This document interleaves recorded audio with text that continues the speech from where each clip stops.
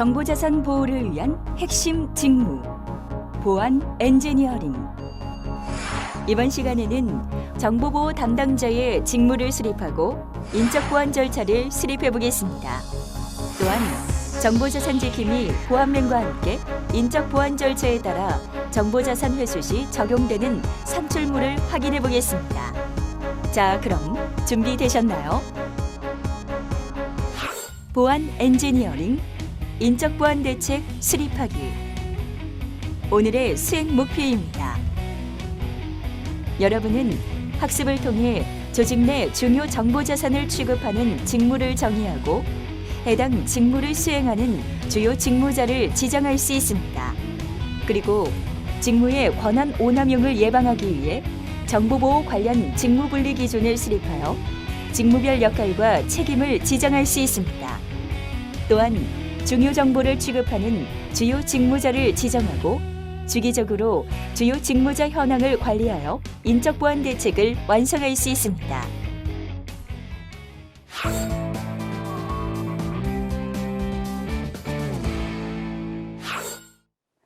대한민국의 모든 정보 보안이 이루어지는 그날까지 여러분과 함께 보안 엔지니어링에 대해 알아볼 정보보안 지킴이 아나운서 박다은입니다.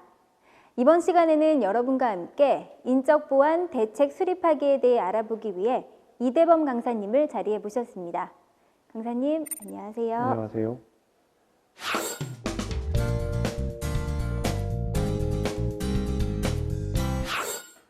네, 이번 시간에는 정보보호 담당자의 직무에 대해 알아보겠습니다. 강사님, 우리가 지난 시간에 알아봤듯이 직무가 참 다양하고 또 폭이 넓잖아요. 그러다 보면 서로의 일들이 또 얽히고 책임 소재가 불분명해질 것 같은데요. 네, 맞습니다. 그래서 권한을 정리하는 직무 분리가 필요합니다. 여기서 직무 분리란 업무의 발생, 승인, 변경, 확인, 배포 등이 모두 한 사람에 의해서 처음부터 끝까지 처리될 수 없도록 하는 강제적이고 보안 정책의 일환으로서 양립할 수 없는 직무를 분리시키는 개념으로 볼 수 있습니다. 그 직무 분리의 필요성은 부주의에 의한 또는 고의에 의한 시스템 오용이나 권한의 악용을 위험에 감소를 시키기 위해서이고요. 그다음 업무 수행 시에 과정 또는 분야별 독립적인 판단에 의해서 발생되는 실수를 예방하거나 부정, 사기를 차단하기 위해서 필요합니다. 직무 분리의 사례로서는 소프트웨어 제품 개발을 할 때 소프트웨어 제품 개발 전에 과정을 분리하고요. 재무 거래를 하는 거에 있어서는 계약이나 승인, 지불 등의 모든 과정을 분리시킵니다. 그리고 보험금 청구에 있어서도 보험을 처리하기 전에 과정의 직무를 분리하는 등의 사례를 볼 수 있습니다. 그렇군요. 그러면 권한을 분리할 때 어떤 기준 같은 것은 없을까요? 최소 권한의 원칙을 따르는 것이 좋습니다. 최소 권한의 정의로서는 특정 업무를 수행함에 있어서 필요한 권한만 소지시키게 하고 불필요한 권한은 보유하지 않게 하는 원칙으로서 내 외부로부터 악용의 소지를 사전에 차단하기 위한 개념이고요. 최소 권한의 필요성으로서는 특정 업무를 수행하는 동안에 필요했던 권한을 해당 업무 종료 후에도 보유하면 권한이나 오용, 악용이 생기기 때문에 업무 손실 장애가 발생하지 않도록 최소 권한을 필요로 하게 합니다. 그러면 이제 직무를 정리해 보면 될 것 같은데요. 직무 수립을 위해서는 어떤 내용들을 알아보면 될까요? 네, 크게 5가지 주제로 얘기하겠습니다. 첫 번째는 조직 내 중요 정보 자산을 취급하는 직무를 정의를 해보고요. 두 번째는 정보보호 관련 직무 분리를 기준에 수립합니다. 세 번째는 정보보호 직무별 역할과 책임을 지정합니다. 네 번째는 중요 정보를 취급하는 주요 직무자의 권한을 최소화하는 것을 해봅니다. 마지막으로 주기적으로 주요 직무자 현황 관리를 하게 됩니다. 네, 그럼 먼저 조직 내 중요 정보 자산을 취급하는 직무가 어떤 것인지 설명 부탁드립니다. 네, 중요 정보 자산 취급은 직무를 정의하기 위해서는 일단 조직 내 중요 정보 자산들을 먼저 식별해야 됩니다. 그럼 중요 정보 자산 식별에 대한 내용은 분리된 조직을 먼저 조사하고 전체 조직 구성을 확인합니다. 이렇게 확인된 조직 구성을 바탕으로 해서 각 개별 조직의 수행 업무를 조사한 다음에 업무에 적용되는 중요 정보를 식별합니다. 그리고 식별된 정보에 따른 취급 방법들도 조사를 하게 됩니다. 그렇군요. 그러면 이어서 중요 정보자산 조사도 설명해 주시죠. 네, 각각의 자산들이 구분된 조직에서 어떻게 처리되고 있는지를 조사합니다. 내용으로는 중요 정보를 생성하는 담당자를 먼저 확인하고 그 생성된 정보에 따른 조회나 수정, 삭제가 가능한 담당자들이 또 있는지 확인합니다. 그리고 정보를 저장하고 관리하는 담당자가 있는지 확인하고요. 그리고 조사된 방식에 의해서 사용되는 지원 시스템도 있는지 조사합니다. 그리고 정보를 생성하고 조회, 수정, 삭제, 저장 또는 형상 관리 과정 등을 적용하는 취급 방식도 조사하게 됩니다. 중요 정보자산에 대한 연관 직무는 어떻게 확인할 수 있나요? 네, 연관 직무는 중요 정보 자산을 생성하거나 조회, 수정 또는 삭제하는 직무들을 먼저 조사한 뒤에 정보 자산을 관리하는 직무를 조사합니다. 그리고 정보 자산 관리, 저장하기 위한 지원 시스템이나 직무를 조사하게 됩니다. 중요 정보자산의 내용과 그 취급 방식, 그리고 중요 정보자산에 연관된 직무들까지 파악을 해봤는데요. 다음 과정은 무엇인가요? 네, 다음 과정은 직무에 따른 적용 권한을 정의하는 과정이 필요합니다. 그 내용으로는 중요 정보에 대한 직무별 권한을 먼저 설정하고요. 설정된 권한을 현재 업무에 적용했을 때 가상 시뮬레이션을 먼저 수행합니다. 그리고 시뮬레이션 결과에 따라서 중요 정보에 대한 직무별 권한을 조정해주고 조정된 직무별 권한을 실제 업무에 적용을 합니다. 네, 그러면 앞서 강사님께서 말씀해 주신 대로 정보 보호 관련 직무들을 분리해야 할 텐데요. 어떤 점을 고려해야 할까요? 네, 조직의 규모와 업무 특성에 따라서 직무의 분리, 기준을 수립합니다. 그러기 위해서는 정보보호 관련 업무를 먼저 확인하는데요. 그 내용으로는 업무 지침서에 기술된 정보보호 활동 업무를 확인하고 업무 활동에 따른 수행 방법과 산출물을 확인하게 됩니다. 그리고 정보 관련 업무별 수행 절차를 하게 되는데요. 그 절차는 그 그림에 보시는 것처럼 시작점과 종료, 끝나는 점을 확인해야 되는데 그 시작점 이후에 기획과 시행, 적용, 감사, 승인 이 5가지의 직무들이 절차가 마련되어 있는지를 확인하게 됩니다.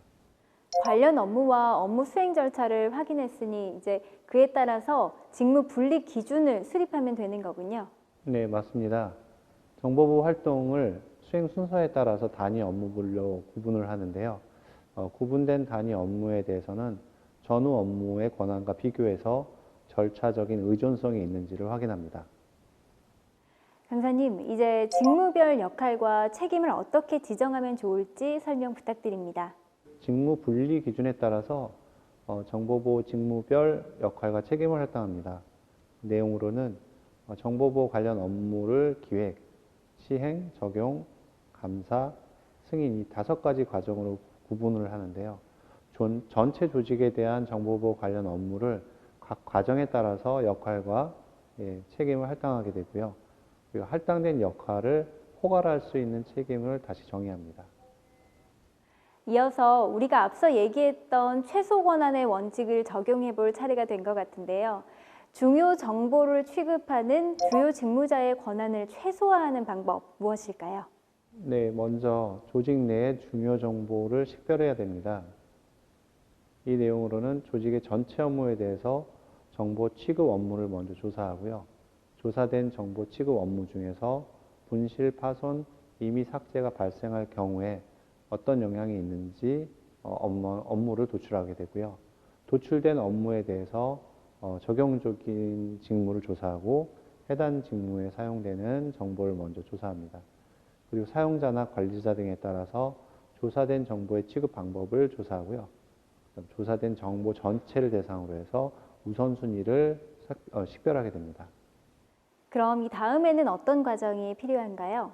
네, 그렇게 우선순위가 식별된 뒤에 중요 정보에 대한 주요 직무자를 확인하는데 담당자별 권한 적용이 어떻게 되어 있는지 확인하게 되는데 내용으로는 중요 정보에 대한 사용자나 관리자, 정보관리 책임자를 확인한 뒤에 사용자나 관리자, 정보관리 책임자의 적용 권한을 조사합니다. 그러면 이제 담당자별 권한 적용이 적절한지 평가해 봐야겠네요. 중요 정보에 대한 직무자별 적용 권한을 확인하는데 그 내용으로는 중요 정보에 대한 현재 적용 중인 사용자나 관리자의 적용 권한을 먼저 확인합니다. 그리고 최소 권한의 원칙에 따라서 현재 직무에 적용된 권한을 평가해보고 결과를 도출해봅니다. 현재 적용 권한에 대해서 악용 사례가 있는지 조사하고 악용 사례가 도출될 경우에는 부적합 판정을 하게 됩니다. 권한 평가 결과에 따라서 직무자에 대한 권한을 최소화하면 되는 거네요. 네, 그렇습니다. 주요 직무자의 권한 평가 결과에 따라서 삭제나 변경 권한을 도출해 보고요. 도출된 대안을 해당 직무에 적용을 해봅니다. 네, 잘 알겠습니다. 이렇게 직무자들이 정해졌다면 주기적으로 직무자 현황을 관리할 필요도 있겠죠. 강사님, 이 직무자 현황 관리 어떻게 이루어지나요? 네, 직무자 현황 관리는 업무 지침서에 따라서 주요 직무자에 대한 정보보호 활동 또는 감사 계획을 하게 됩니다. 그 내용으로는 정보보호 활동 대상 주요 직무자나 대상 중요 정보를 저장하거나 유통하는 시스템을 먼저 조사하고요. 그리고 정보보호 활동 시행에 대한 일정과 장소, 시행자를 계획하게 됩니다. 구체적으로 어떤 조사를 하게 되나요? 우선 조직 내 중요 정보를 처리하거나 저장하는 시스템을 조사하는데 그 시스템에서 주요 직무자가 취급하는 주요 정보를 처리, 저장하는 시스템에 할당된 승인 기준 권한을 먼저 알아봅니다. 그리고 중요 정보를 처리, 저장하는 시스템에 적용 중인 주요 직무자의 권한을 조사해 보고요. 중요 정보에 대한 주요 직무자의 권한이 할당 감사하는 결과를 생성하게 합니다. 그리고 주요 직무자 권한 조사 결과가 부적합한지 적합한지에 대한 항목과 거기에 대한 원인을 조사하고요. 그에 대한 방안도 도출하게 됩니다. 그리고 마지막으로 생성한 분석 결과를 저장합니다. 네, 강사님 말씀 감사드립니다. 네, 지금까지 정보보호 담당자 직무 수립에 대해 알아봤습니다. 배운 내용을 다시 한번 확인해 보겠습니다. 정보보호 담당자의 직무를 수립할 때는 업무의 발생, 승인, 변경, 확인, 배포 등이 모두 한 사람에 의해 처음부터 끝까지 처리될 수 없도록 하는 직무 분리와 특정 업무를 수행함에 있어 필요한 권한만 소지하고 불필요한 권한은 보유하지 않게 하는 최소 권한 원칙을 적용하는 것이 필요합니다.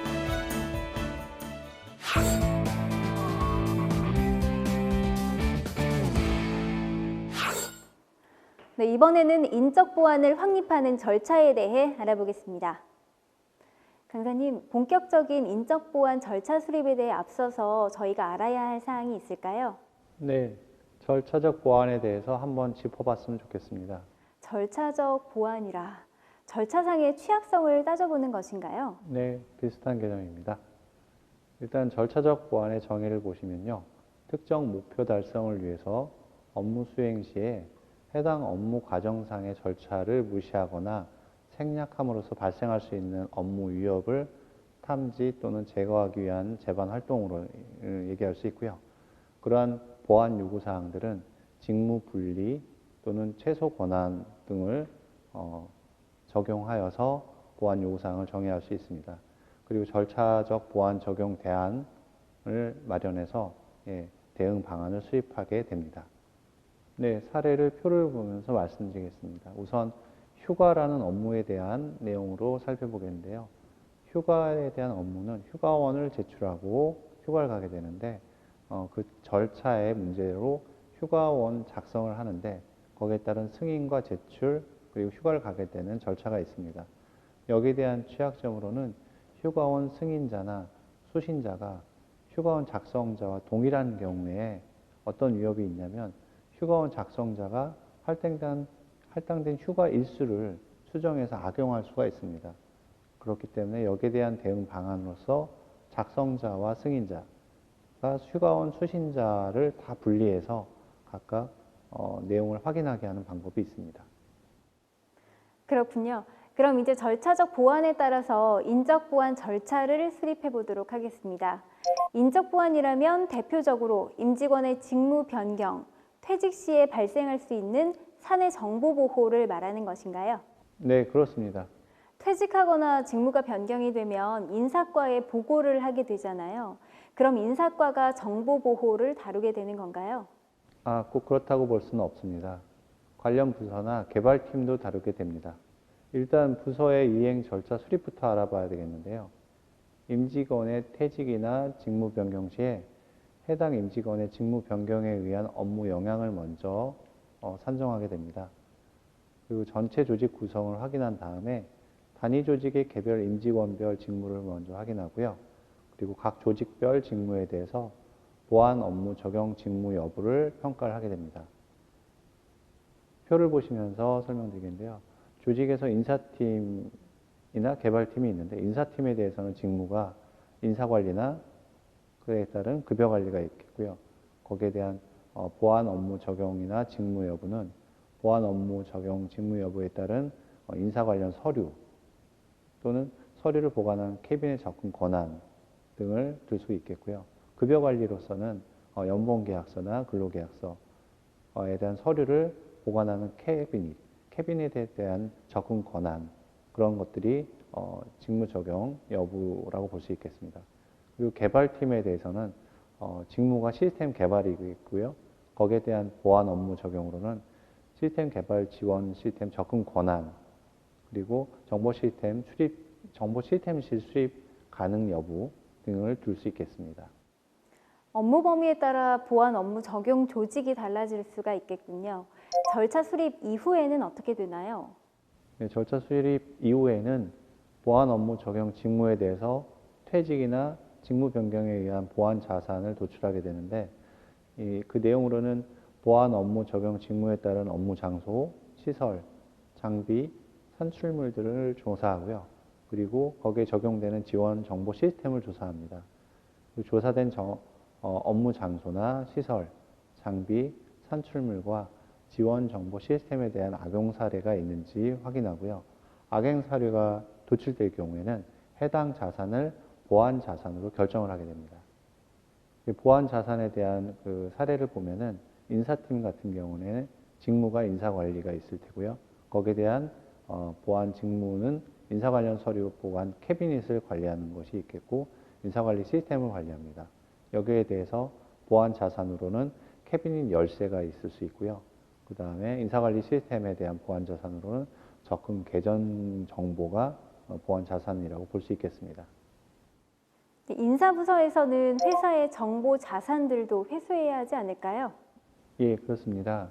확인된 보완 자산을 회수하는 이행 절차를 수립하고 산출물을 정의합니다.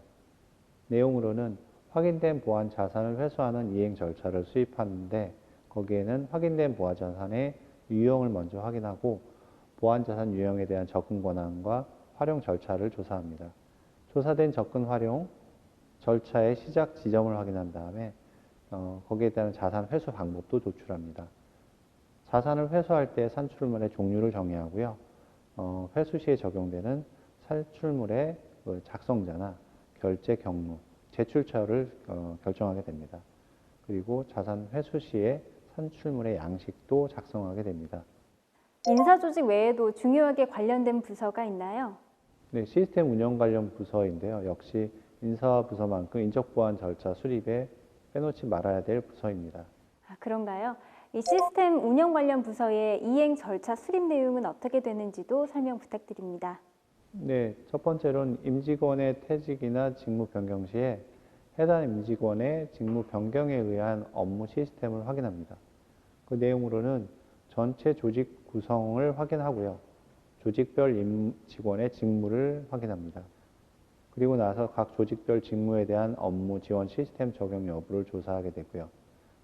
그리고 나서 조사된 업무 지원 시스템에 대한 관리자를 확인합니다.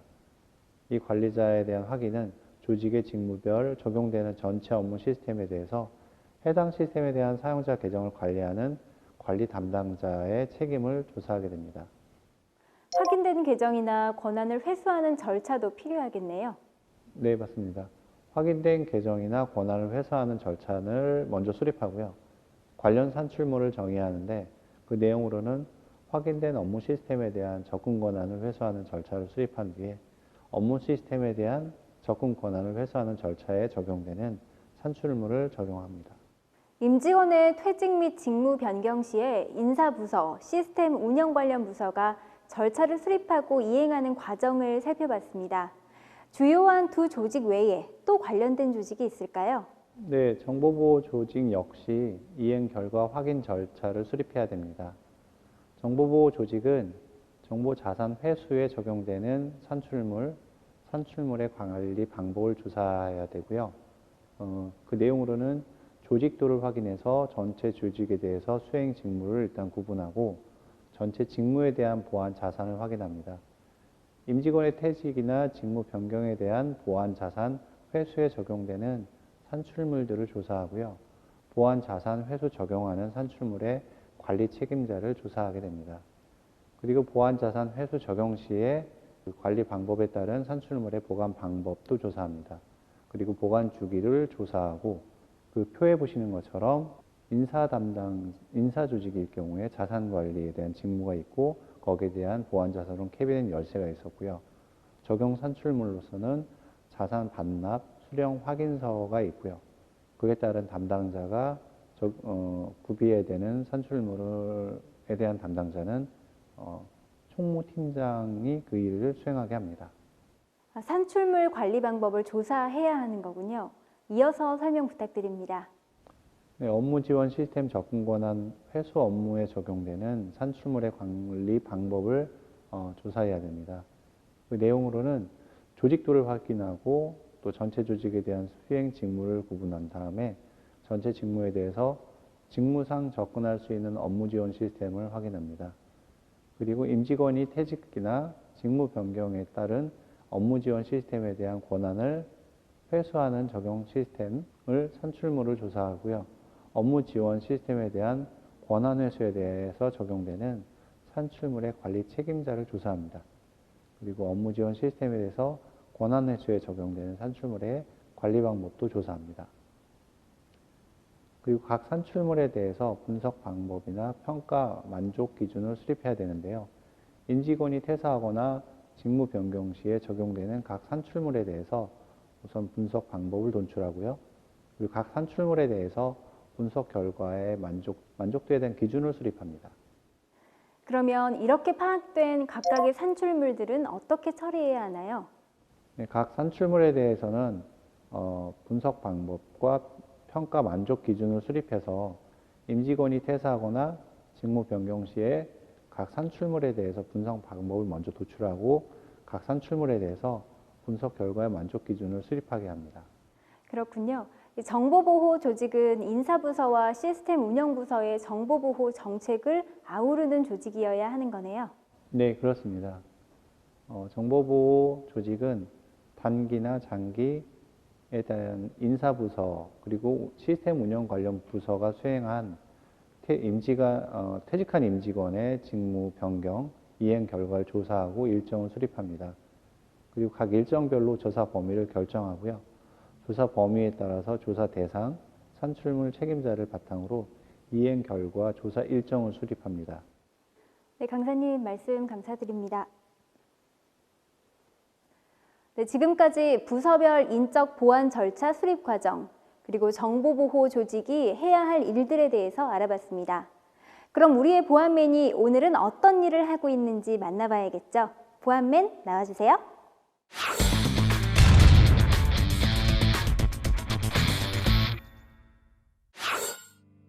오늘도 열심히 일하는 우리의 보안맨. 회의실에서 누군가를 기다리고 있는 것 같은데요.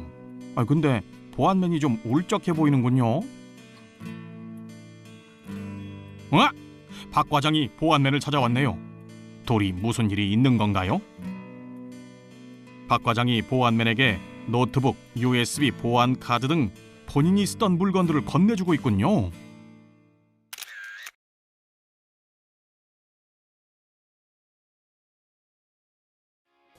임직원의 퇴직, 직무 변경 시에는 인적 보안 절차에 따라 정보자산을 회수해야 합니다.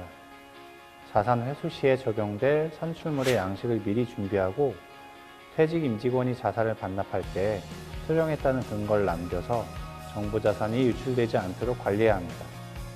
아, 박 과장, 개인 사정으로 오늘 회사를 떠나는 날이군요. 박 과장은 개발 1팀으로 A1 시스템 개발을 담당하고 있어서 개발 지원 시스템에 접근이 가능했고 정보 시스템실 출입이 가능했었는데요. 사무용 노트북을 포함한 이 물품들이 개발팀의 보안 자산이로군요.